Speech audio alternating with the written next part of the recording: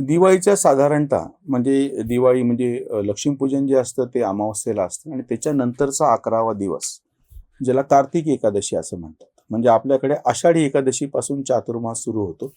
कांदा खाणं वर्ज्य केलं जातं. कांदा लसूण वर्ज्य केलं जातं आणि चातुर्मासाच्या नंतर खंडोबाचं नवरात्र असतं आणि त्या सटीपासून मग कांद्याचा परत वापर सुरू होतो. दुसरा एक याचा अर्थ असा आहे की ह्या सगळ्या चातुर्मासामध्ये आपल्याकडे वारकरी संप्रदायातले जे सगळे संत महंत ही सगळी मोठी माणसं आहेत ती प्रत्यक्ष पंढरपूरला बसून आपल्या आपल्या या सगळ्या विषयाचं चिंतन करत असतात, अभ्यास करत असतात. काही कूट प्रश्न त्यांना पडलेले असतात किंवा जी 3 ग्रंथ प्रमाण सांगितलेले आहेत, तुकाराम गाथा आहे, ज्ञानेश्वरी आहे आणि एकनाथी भागवत आहे. हे 3 प्रमाण ग्रंथ त्यांना प्रस्थानत्रयी असं म्हणतात.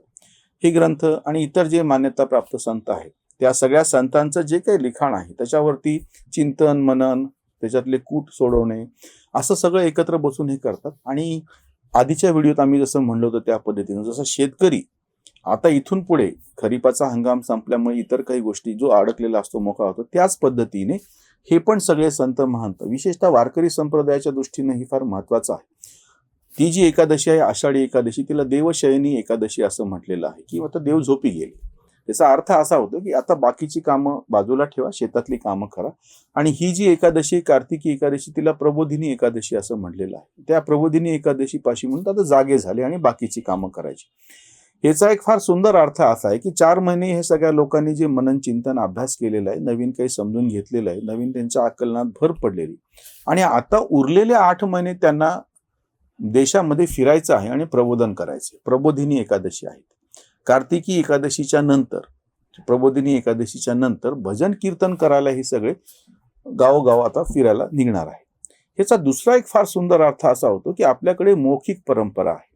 मला ही दिवाळीच्या निमित्तानं परत ही गोष्ट सगळ्यांच्या नजरेस आणून द्यायची आहे. आज इतक्या वर्षानंतर सुद्धा म्हणजे ग्रंथांचं प्रमाण वाढलं. साधारणतः 200-225 वर्षांपासून मराठीमध्ये ग्रंथ छापल्या चाललेत. म्हणजे छपाईचा शोध लागला तिथपासून. म्हणजे आता छापायची गरज नाहीये. ह्या मोबाईलच्या स्क्रीनवरती किंवा कुठल्या डिजिटल स्क्रीनवरती तुम्ही लिहू शकता आणि दुसऱ्यांना पाठवू शकता. पण आपण ढोबळमानानं छापल्या जातं हा शब्द वापरूयात. हे जरी असलं तरी आजही कोणीतरी सांगते बाकीचे ऐकतात. म्हणजे हे जे आपल्याकडे श्रुती व्यवस्था जी आहे, ऐकणे, कोणाचं तरी ऐकून आपण कानामध्ये साठवणे, ह्याला एक फार विशिष्ट महत्व आहे. आणि ह्या सगळ्याची सुरुवात दिवाळीपासून होते. कार्तिकी एकादशीच्या नंतर ही सगळी भजन कीर्तनं जी सुरू होतात. लोकांच्या मध्ये एखादी गोष्ट जर ठसवायची असेल तर तुम्हाला वारकरी संप्रदायाने जो मार्ग अवलंबलेला आहे त्याचाच वापर करावा लागेल. तो सगळ्यात जास्त प्रभावी ठरतो आणि ह्याचा सगळ्यात मोठा पुरावा स्वतः बाबासाहेबांनी दिलेला. बाबासाहेबांनी मूक नायक आणि बहिष्कृत भारत नावाचे 2 नियतकालिक जेव्हा सुरू केली तेव्हा त्याचं जे नाव असतं त्याच्यावरती जे त्यांनी जे बोधचिन्ह जसं असतं तशा काही ओळी वापरलेल्या असतात. त्याच्यामध्ये एका ठिकाणी ज्ञानेश्वरीतली ओवी वापरलेली आहे आणि दुसऱ्या ठिकाणी तुकाराम महाराजांचा अभंग वापरलेला आहे.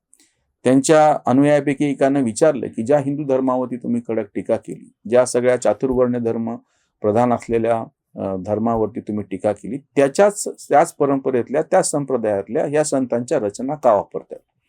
त्याला बाबासाहेबांनी दिलेलं उत्तर मोठं विलक्षण आणि अफलातून आहे. बाबासाहेबांचं म्हणणं असं होतं की 700-800 वर्षांपासून ज्या संतांनी ज्या भाषेमध्ये सर्वसामान्य लोकांपर्यंत आपला आशय पोहोचवला ती भाषा समजून घेणं मला फार महत्वाचं वाटतं. ही जी पद्धत आहे आपल्याकडे कीर्तनाची जी पद्धत आहे, वारकरी कीर्तन विशेषतः, आता नारदी कीर्तन पण आहे, मी फक्त पण माझा विषय वारकरी कीर्तनापुरता ठेवतो. वारकरी कीर्तनानं ज्या पद्धतीने म्हणजे गेल्या 800 वर्षांपासून मौखिक परंपरेतून हे सगळं ज्ञान सर्वसामान्य लोकांना समजून सांगितलं, पटवलं, त्यांच्या परिचयाची उदाहरणं दिली आणि आजही कीर्तनांची लोकप्रियता टिकून आहे. बाबा महाराज सातारकर ज्यांचं नुकतंच निधन झालं त्यांच्यावरती टीका करणारे खूप आहेत किंवा इंदोरीकर महाराज, तुम्ही ह्यांच्यावरती टीका जरूर करा, ते काय कसे आहेत काय नाहीत, पण तुम्ही हे मान्य करा की आजही कीर्तनासारखा प्रकार, प्रवचनासारखा प्रकार म्हणजे एक सांगतो आहे आणि लोक ऐकतायत.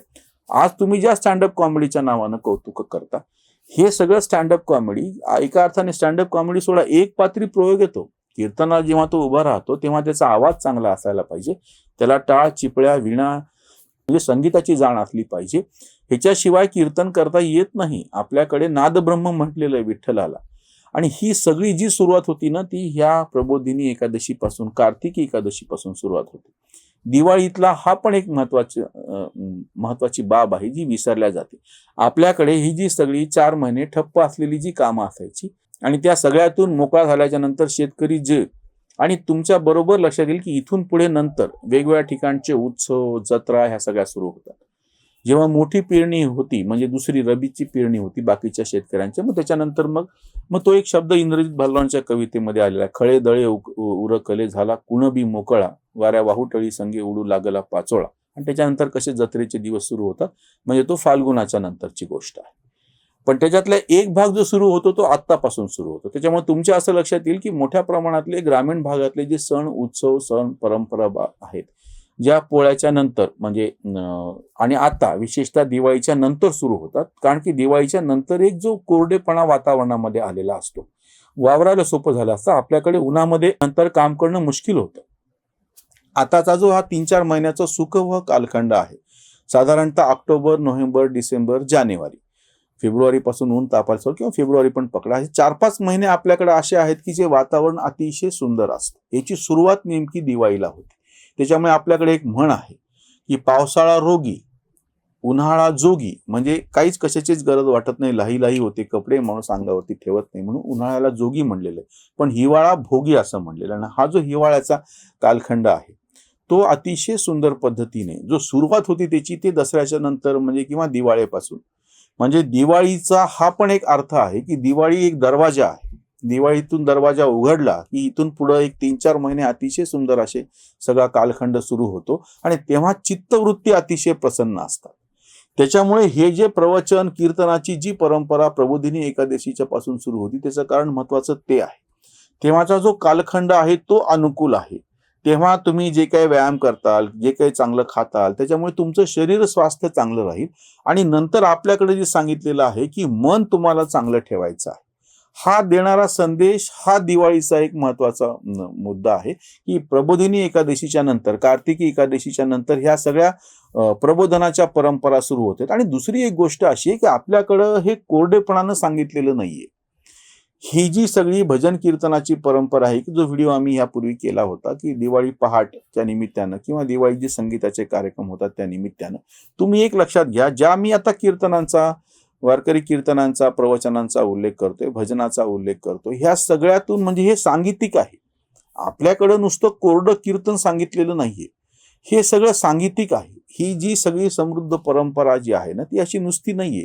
किंवा अगदी तुमच्या असं लक्षात येऊ शकेल की जुनी मंदिरं सुद्धा नुसती अशी ओबडधोबड पद्धतीनं उभारलेली मंदिरं नाहीयेत. ही अतिशय शिल्प समृद्ध आहे. म्हणजे या आधीच्या व्हिडिओ जर सांगितलं त्यामुळे सौंदर्याचा जो एक संस्कार करणारा सण हा दिवाळी आहे. त्या जोडीनं हा प्रबोधनाची आता इथून पुढे सण म्हणजे इथून पुढे दिवस सुरू होतात. दिवाळीच्या नंतर सगळी ही जी कार्तिकी एकादशीच्या नंतर जी परंपरा सुरू होती ती प्रबोधनाची परंपरा सुरू होती. गावोगाव भजन कीर्तन सप्त आयोजित केले जातात आणि त्या पद्धतीने ही जी अनुकूलता आता ह्या कालखंडामध्ये दिसून येते त्याची सुरुवात दिवाळीला होती. हा पण दिवाळीचा एक अतिशय महत्वाचा, म्हणजे ज्या पद्धतीने दिवाळी एक सुरांचा संस्कार करते, दिवाळीमध्ये वेगवेगळे छोटे मोठे व्यापार करणारे जे लोक असतात त्यांचा पण विचार केला पाहिजे. रंगांचा जसा संस्कार करतं दिवाळी, त्याच पद्धतीनं दिवाळीच्या नंतर प्रबोधनाची मोठी परंपरा वारकरी संप्रदायामध्ये सुरू होती आणि त्याचाही आपण वेगळ्या अर्थाने विचार केला पाहिजे. दिवाळीचा अर्थ असाही आपण लावू शकतो. धन्यवाद. सगळ्यांना दिवाळीच्या शुभेच्छा.